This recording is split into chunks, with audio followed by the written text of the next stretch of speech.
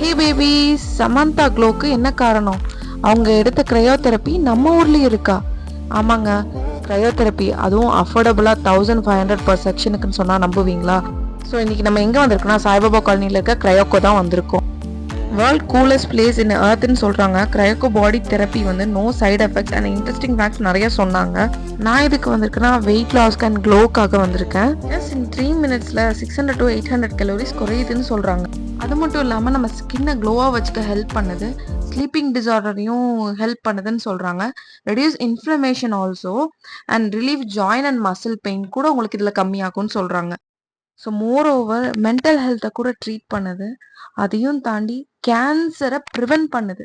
இதோட என்னங்க வேணும்? உங்கள் பாடியில் பிளட் நல்லா சர்க்குலேட் ஆகவும் இம்யூனிட்டி பூஸ்ட் ஆகவும் இந்த கிரையோக்கோ ஹெல்ப் பண்ணுது.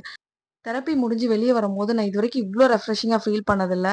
இதே ரெஃப்ரெஷை நீங்கள் ஃபீல் பண்ணோம் கிரையோக்கோக்கு வந்து விசிட் பண்ணி பாருங்கள். தேங்க்யூ ஃபார் வாட்சிங். பாய்.